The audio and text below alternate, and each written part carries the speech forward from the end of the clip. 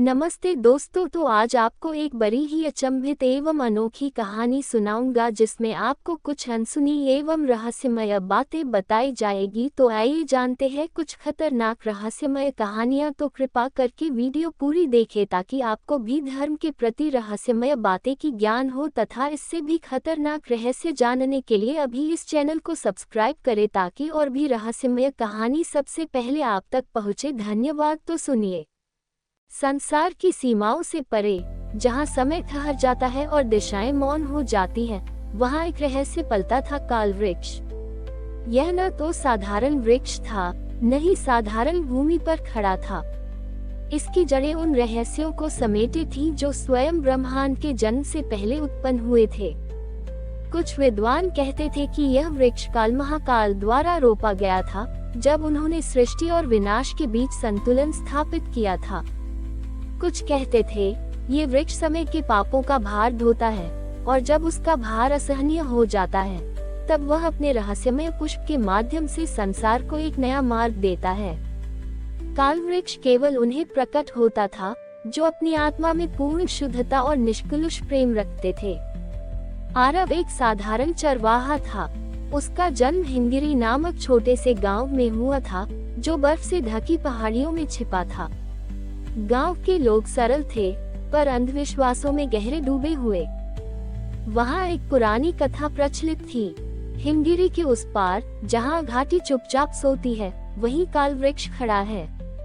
जो उसे ढूंढेगा वह या तो अमृतत्व पाएगा या समय में समा जाएगा। आरव ने बचपन से यह कथा सुनी थी पर कभी उस पर विश्वास नहीं किया। वह अपने काम में मग्न रहता, गायों और भेड़ों की देखभाल करना, वृद्धों की सेवा करना और बेसहारा प्राणियों को भोजन देना। एक दिन जब आरव जंगल में अपने जानवरों को चरा रहा था, उसे एक अजीब दृश्य दिखा। एक सफेद हिरण जिसकी आंखें नीली थीं, उसे एक दिशा में बुला रही थी। हिरण ने पीछे मुड़कर देखा, मानो उसे कुछ कह रहा हो। आरव ने बिना सोचे समझे उसका पीछा किया। घाटियां गहरी होती चली गईं। रास्ते उबड़ खाबड़ और घने जंगलों से भरे थे। हिरण आगे आगे और आरव उसके पीछे पीछे चलता रहा। वह जानता था कि यह कोई सामान्य यात्रा नहीं है। आखिरकार एक विशाल द्वार उसके सामने आया।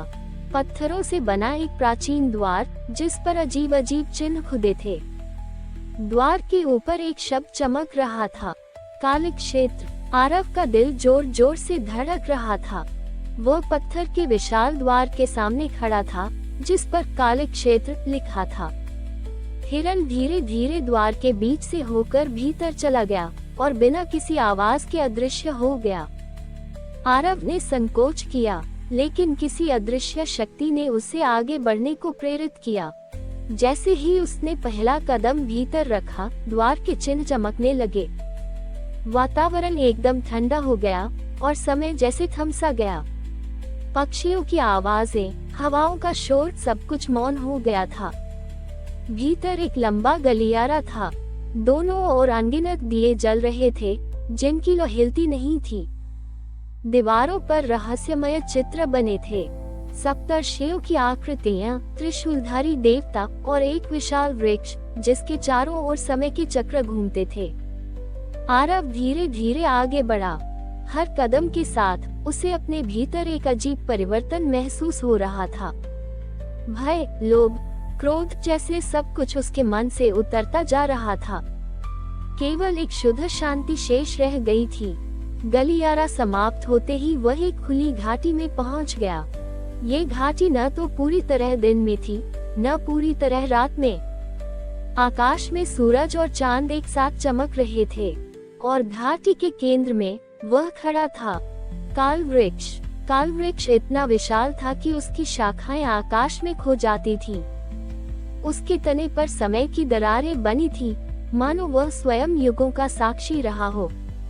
जड़ें धरती से नहीं, आकाश से निकलती प्रतीत होती थीं, और वहाँ एक ऊंची शाखा पर एक स्वर्णिम पुष्प धीरे धीरे हिल रहा था, मानो आरव की प्रतीक्षा कर रहा हो।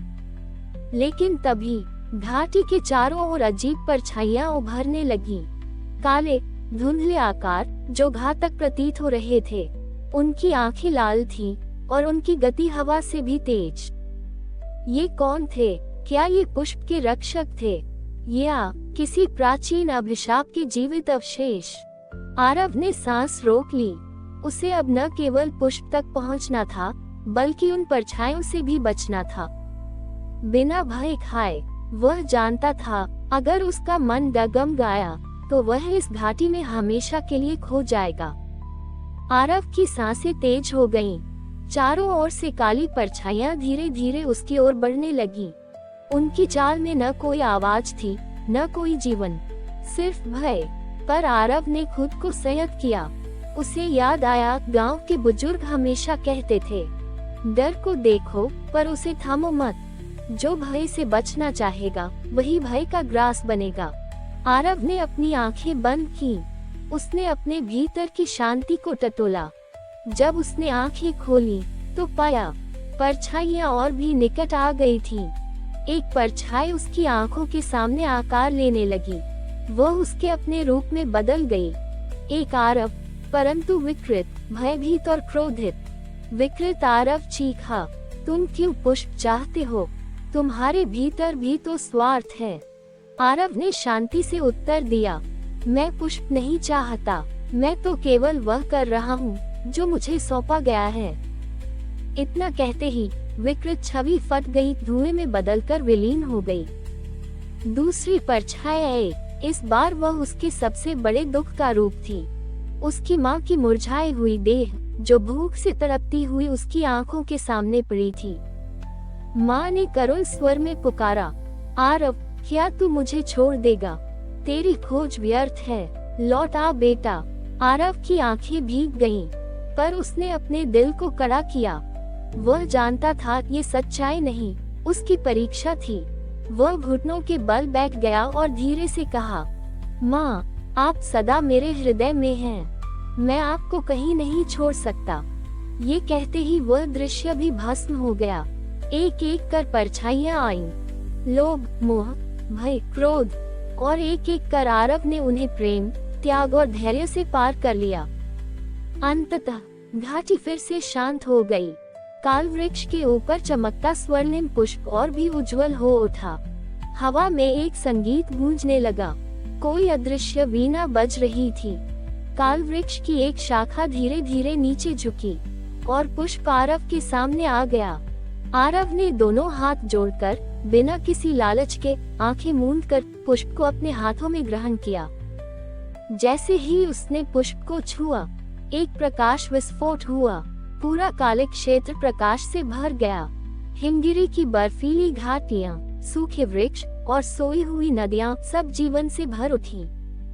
और आरव को दिखी वह अनंत दृष्टि, जहां समय, जीवन और मृत्यु तीनों एक रित में नाच रहे थे। प्रकाश का विस्फोट जब शांत हुआ, तो आरव धीरे धीरे अपनी दृष्टि को स्थिर कर पाया। उसके चारों ओर अब जो दृश्य था, वह किसी स्वप्न से कम न था। आकाश गहरा नील था, पर सितारों से नहीं, जीवित ज्योतियों से भरा हुआ। हवा में सुगंध तैर रही थी, ऐसी जो न फूलों से आती थी, न धूप से, बल्कि चेतना से उपजी थी। धरती मुलायम थी, मानो शाश्वत संगीत से बनी हो। और ठीक उसके सामने वह खड़ा था, काल वृक्ष के साक्षात सम्मुख। काल वृक्ष अब पहले जैसा साधारण वृक्ष नहीं था। उसकी शाखाओं से समय की झीलें बह रही थीं। कुछ शाखाएं स्वर्णिम थीं, वे भविष्य के संभावित सपनों को दिखा रही थीं। कुछ शाखाएं राख जैसी थीं, वे भूले हुए, भस्म हो चुके युगों के अवशेष थीं। तना अनगिनत लहरों से बना था, जैसे करोड़ों घटनाएं उसमें समाई हों। आरव श्रद्धा से नतमस्तक हो गया। उसका ललाट भूमि से लगा। जैसे ही उसने माथा टेकने के लिए झुका, उसकी चेतना काल वृक्ष की चेतना से जुड़ गई। काल वृक्ष ने वाणी नहीं, बल्कि भावों के माध्यम से बात की। एक महासागर की तरह भाव तरंगे आरव में प्रवाहित हुई। एक भाव लहराया, वत्स, तूने भय पर, मोह पर, स्वार्थ पर विजय पाई है। अब तुझे एक निर्णय लेना है। आरव के सामने एक विराट दर्पण उभरा, लेकिन ये साधारण दर्पण नहीं था, यह आत्मा का दर्पण था। उसमें आरव ने 3 छवियां देखी। एक, अमृतत्व का पथ। वह देखता है स्वयं को युगों तक जीवित, पर्वतों के ध्वंस, समुद्रों के उफान, राजाओं के उत्थान और पतन को देखता हुआ। परंतु हर प्रियजन बिछड़ता जाता है, हर स्मृति फीकी पड़ती जाती है। अंततः अकेलापन ही उसका साथी बनता है। 2, परम ज्ञान का पथ। वह देखता है स्वयं को ब्रह्मांड के गूढ़तम रहस्यों को समझते हुए। आकाश गंगाओं के जन्म, मृत्यु और पुनर्जन्म के चक्र उसके लिए स्पष्ट हो जाते हैं। वह जानता है देवताओं के रहस्य, मृत्यु के परे की बातें, पर उसकी जुबान सिल दी जाती है। वह जानता है पर कह नहीं सकता।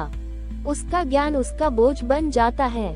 3, प्रेम और सेवा का पथ। वह देखता है एक साधारण जीवन जहाँ न कोई ताज है, न कोई आरती। वह खेतों में हल जोतता है, बीमारों की सेवा करता है, भूखों को खिलाता है। लोग उसे याद भी नहीं रखते, लेकिन हर बार जब वह किसी की मदद करता है, एक अदृश्य दीपक ब्रह्मांड में जल उठता है। प्रकाश मंद है पर शाश्वत। काल वृक्ष की भाव धारा फिर गूंजी। चयन कर वत्स। आरव का हृदय कांप उठा। उसने बिना संदेह के तीसरे पथ को चुना, प्रेम और सेवा का पथ। आरव ने हाथ जोड़ लिए। उसका स्वर भीतर से फूटा, हे प्रभु, मैं साधारण रहूंगा। मुझे यश नहीं चाहिए, मुझे केवल यह वरदान चाहिए कि मैं जहाँ भी जाऊं, वही प्रेम का बीज बो सकूं। क्षण भर को संपूर्ण कालिक क्षेत्र थम गया। तारों ने अपनी गति रोक दी, हवा नतमस्तक हो गई, धरती ने अपनी धड़कन बांध ली। काल वृक्ष की एक विशाल जड़ आरव के सिर से होकर हृदय तक चली गई, मानो उसे ब्रह्मांड की धारा से जोड़ रही हो। आरव का शरीर हल्का हो गया, उसका अस्तित्व सीमाओं से परे चला गया। अब वह समय की नदी में एक स्वतंत्र बूंद था। जब आरव ने गांव की ओर लौटने के लिए कदम बढ़ाया, तो समय ने जैसे उसके लिए एक अलग राह बना दी थी। हिमगिरी की चोटियां अब स्वर्णिम आभा में चमक रही थीं। नदियां उसके पथ में गीत गा रही थीं। पक्षी उसकी छांव में विश्राम कर रहे थे। गांव की परछाइयां पहले जैसी नहीं रहीं। जहां पहले भूख थी, वहां अन्न उपजने लगा था। जहां पहले कलह था, वहां सुलह होने लगी थी। लोगों के चेहरों पर अजीब सी सुखद चमक थी। लेकिन आरव वही साधारण था, वही फटी धोती, वही धूल से सने पांव। उसकी आंखों में गहराई आ गई थी, पर चाल में वही नम्रता थी। वह बीमारों को औषधियां देता, खेतों में थके मजदूरों को पानी पिलाता, भूखे बच्चों को चुपचाप रोटियां बांट देता। कभी किसी ने उससे नाम नहीं पूछा, कभी किसी ने उसके लिए माला नहीं गूंथी, पर सबकी आत्माओं ने उसे पहचाना। बिना शब्दों के वह बन गया था शुभ चिन्ह, जिसके चरण जहाँ पड़ते, वहाँ जीवन में शुभता आती थी। काल वृक्ष से प्राप्त दिव्यता उसके हर कार्य में, हर स्पर्श में, हर मुस्कान में बिखरती रहती।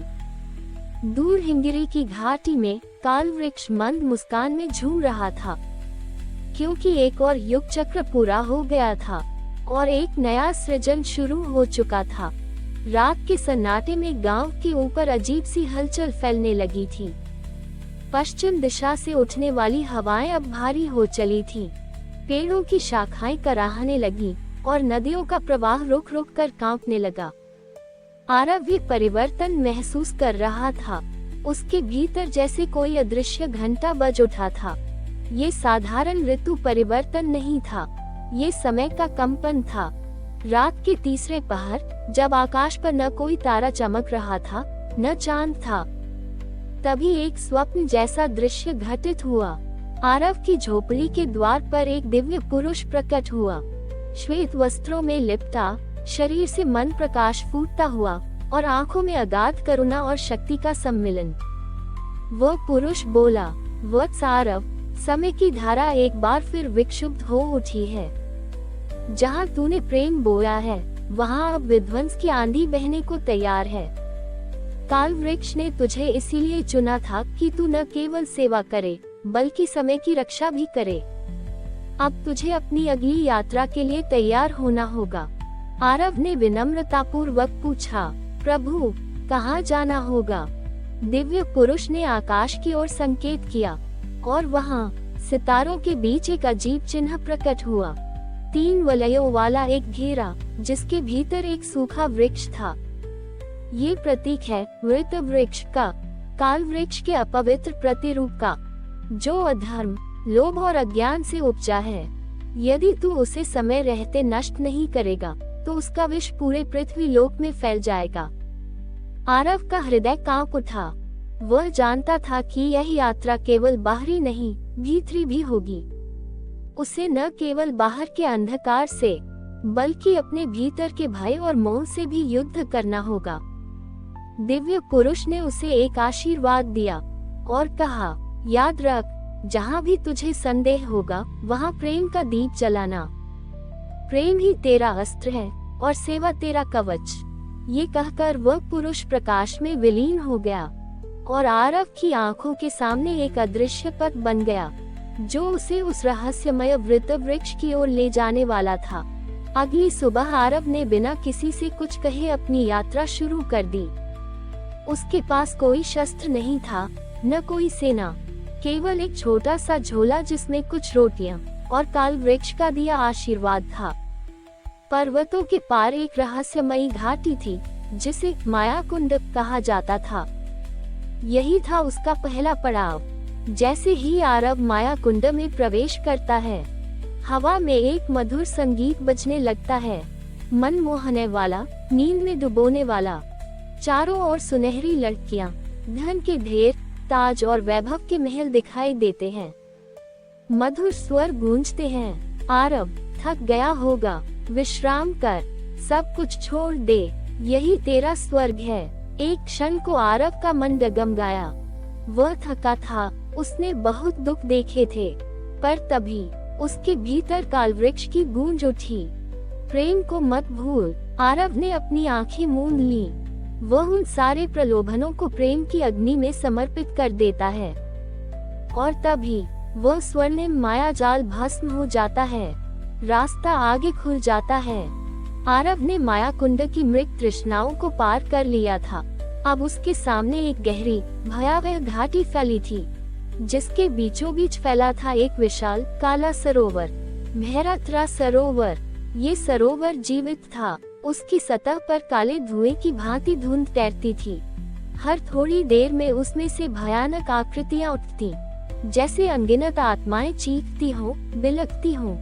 आरव जैसे ही सरोवर के किनारे पहुंचा, एक गूंजती हुई आवाज उसके भीतर आई, जो अपने भय से नजरें मिलाता है वही पार पाता है। आरव ने आंखें मूंद ली, लेकिन तभी सरोवर के पानी से कुछ भयंकर दृश्य उठने लगे। उसे अपने माता पिता की मृत्यु दिखाई दी, अपने अकेलेपन की रातें दिखी। उस क्षण का भय जब वह काल वृक्ष की ओर बढ़ा था, उस गहरी पीड़ा का भय कि कहीं उसकी यात्रा व्यर्थ न हो जाए। सरोवर का प्रत्येक बुलबुला उसके भीतर छुपे भय को आकार देकर बाहर ला रहा था। आरव कांप उठा, उसका शरीर जड़ हो गया, उसके पैर पीछे हटने लगे। पर तभी उसकी चेतना में काल वृक्ष की स्मृति जागी। वह प्रेम की उस ज्योति को याद करता है जो उसे मिली थी।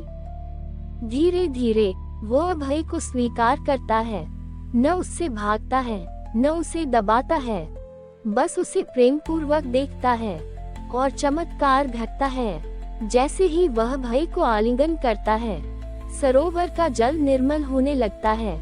भयानक आकृतियां श्वेत प्रकाश में विलीन होने लगती हैं। आरव आगे बढ़ता है, निर्भय, निर्मल। सरोवर के पार पहुंचते ही एक स्वर्णिम द्वार उसके सामने प्रकट होता है। द्वार के ऊपर लिखा था, सत्य की भूमि में प्रवेश।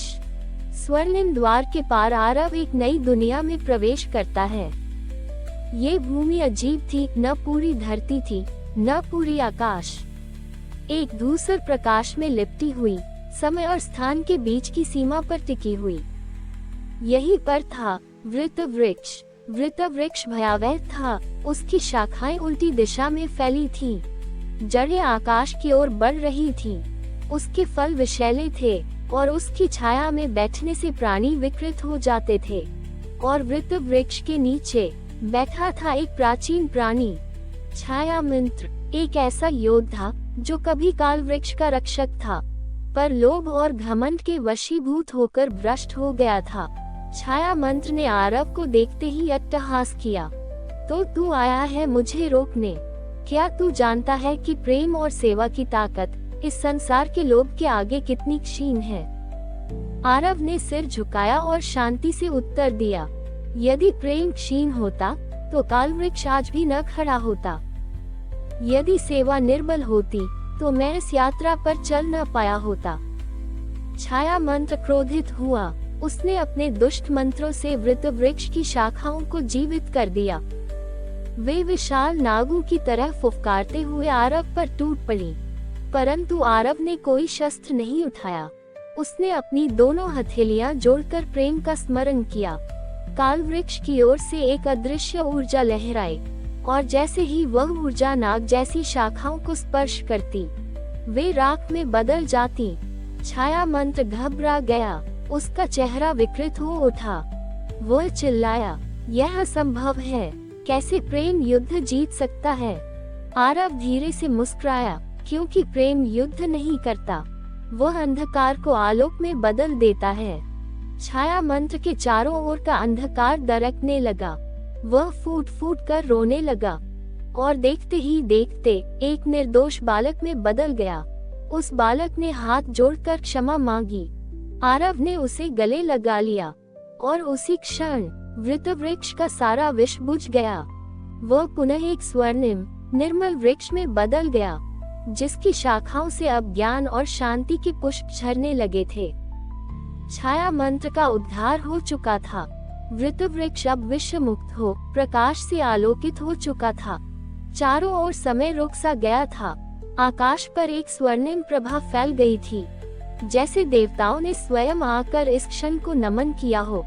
वृत्त वृक्ष से एक तेजस्वी ऊर्जा फूटी, और उसी से एक दिव्य आकृति प्रकट हुई। वह आकृति स्वयं काल वृक्ष के आत्म तत्व का प्रतीक थी। उसने आरव को प्रेम से देखा और कहा, वत्स आरव, तूने न केवल अपने भय और मोह को पराजित किया, बल्कि एक पतित आत्मा को भी उद्धार मार्ग दिखाया। ये तेरे प्रेम और सेवा की विजय है। आरव ने विनम्रता से सिर झुका लिया। काल वृक्ष ने आगे कहा, अब तुझे अंतिम वरदान दिया जाता है। तू अब समय रक्षक कहलाएगा, वह जो समय की धाराओं में प्रेम, सेवा और सत्य का प्रकाश बनकर यात्रा करेगा। जहाँ भी अंधकार गहरे होंगे, जहाँ भी मनुष्य मोह और भय में फंसेंगे, तेरी आत्मा वहाँ ज्योति बनकर पहुँचेगी। तेरा नाम इस धरा पर नहीं मिटेगा, तेरी सेवा काल से भी परे होगी। ये कहते ही वृत्त वृक्ष की एक दिव्य शाखा नीचे झुकी और आरव के हृदय को छू गई। क्षण भर में आरव के भीतर एक महासागर सा प्रकाश भर गया। वह अब केवल एक साधारण मानव नहीं था, वह काल के पार का यात्री बन चुका था, एक समय रक्षक जो प्रेम की अग्नि लेकर युगों तक चलता रहेगा। जब आरव ने आंखें खोली तो पाया कि वह उसी गांव के बीचों बीच खड़ा था, पर अब गांव बदल चुका था। वह गांव जो पहले अभाव और भय से ग्रसित था, अब आनंद, करुणा और सहयोग से भरा हुआ था। लोग एक दूसरे की सेवा कर रहे थे, नदियां निर्मल बह रही थीं, पेड़ पौधे फल फूल से लदे थे। हर प्राणी के भीतर एक नई चेतना जाग उठी थी, मानो काल का चक्र अब नई दिशा में घूमने लगा हो। गांव के सबसे वृद्ध संत ने आकर आरव के चरणों में प्रणाम किया और कहा, तुम न केवल हमारे गांव के बल्कि संपूर्ण सृष्टि के रक्षक बन गए हो। आरव ने मुस्कुराकर कहा, मैं तो केवल प्रेम का एक छोटा दीपक हूँ। प्रेम ही सच्चा रक्षक है, प्रेम ही शाश्वत है। इसके बाद आरव ने एक छोटी सी कुटिया बनाई, जहां वह आने वाले समय के बच्चों को प्रेम, सेवा और सत्य का पाठ पढ़ाने लगा। उसका जीवन एक उदाहरण बन गया कि एक साधारण मनुष्य भी अगर अपने भीतर प्रेम और सेवा की ज्वाला जगाए तो वह युगों को बदल सकता है, क्योंकि प्रेम, सेवा और सत्य की कहानियां कभी समाप्त नहीं होती। वे काल के पार यात्रा करती हैं, वे उन दिलों में जगती रहती हैं जो सच्चाई की राह पर चलते हैं। आरव जैसे समय रक्षक आज भी हैं, हर युग, हर देश और हर आत्मा में। अगर ध्यान से सुनो तो आज भी हवाओं में कहीं न कहीं काल वृक्ष की मधुर गूंज सुनाई देती है, जो कहती है, प्रेम से बड़ा कोई धर्म नहीं। हमारी और भी आध्यात्मिक एवं अनोखी कहानियाँ देखने के लिए हमारे चैनल पर जाएं तथा धार्मिक एवं पौराणिक और भी रोचक भरी कहानियाँ हमारे चैनल पर है। कृपया जाके देखें तथा हमारे चैनल को सब्सक्राइब करके रखें तथा वीडियो अच्छा लगे तो लाइक जरूर करें। धन्यवाद।